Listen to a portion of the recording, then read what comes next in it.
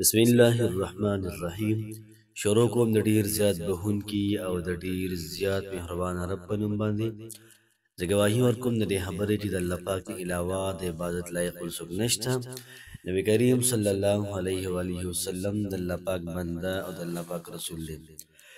زما د اسلام ډیر زیات محترم او مکرم او فیندورونو، نن چې کومه زموږ وظیفه ده ډیره زیاته د کمال او ډیره زیاته عظیم شانه وظیفه ده.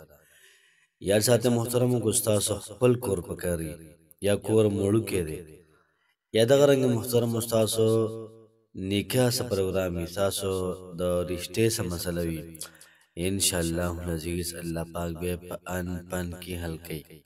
دغه رنګ تاسو کاروبار نشته ری کاروبار غواړي، الله پاک ودل بهترین او اعلی عظیم شان کاروبار محترم مداودت درکړل. مشکلات راګری الله پاک بدل مشکلات ختم کی، بهترین پرسکون زندگی غواړي الله پاک بدل کله ژوند درکې محترم.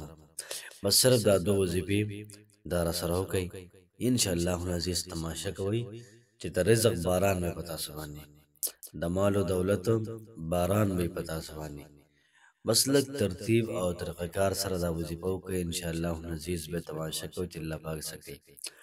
لومبۍ وظیفه زموږ دا ده، موسی علیہ السلام خاص وظیفه محترمه، ربی انی لما انزلت الی من خیر فقیر. هر څه وظیفه محترمه چې الله پاک تعالی صدر کوي، ربی انی لما انزلت، یا رب زما ته چې سره کې ماته، من خیر د نیکینا، فقیر زه محتاج یم.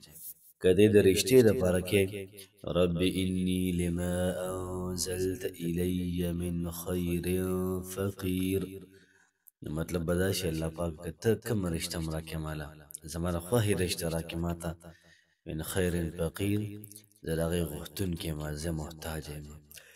یا الله پاک کته مالا کور را کې، من خیر فقیر بهتر من فقیر زراغه محتاج یم، زه غختون کې ما د کم یو کار د بار کې کاروبار د بار کې د رزق د بار کې، رب انی لما انزلت الی من خیر فقیر. الله پاک تسرا کې ماته کاروبار حواله سره سره کې پیسې را کړه لکه کاروبار را کړه من خیر فقیر.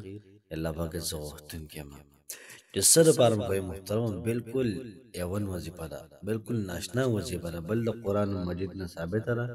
او موسی علیہ السلام نه وظیفه د نکاح لپاره کړې ده، د کور لپاره کړې ده، هغه رنګي بهترین ځای لپاره کړې ده.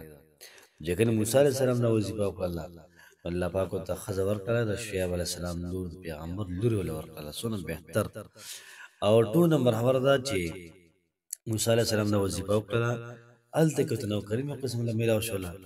شعیب علیہ السلام صد الله سو کله خبر وکړه، او دغه رنګي محترم او تا کورم میلاو شو، او ورته کور والم میلاو شو، او رزق به پانا پاک رزق د پیغمبر د کور ته میلاو شو، او د پیغمبر په کور کې محترم او څوکیداری نصیب شولا. نو دومره پاور کول دومره بهترین وظیفه ده، راځي دا وظیفه را سره وکړئ، ان شاء الله العزیز حالات والله پاک ډیر زیات بهتر کی. وظیفه دا سره تاسو به یولس پرې درود شریف وایي، یولس پرې اللهم صل على محمد وعلى آل محمد كما صليت على إبراهيم وعلى آل إبراهيم إنك حميد مجيد.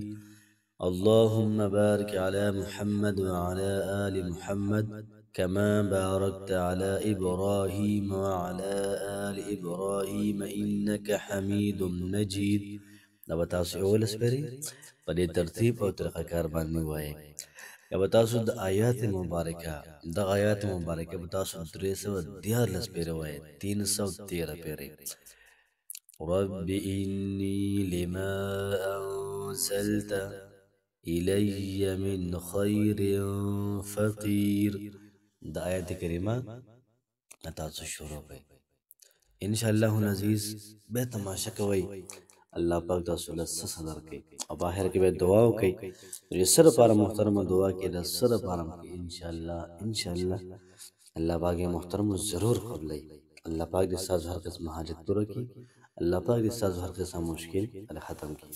الله پاک هم خوشحاله آباد ساته. السلام علیکم ورحمة الله وبرکاته.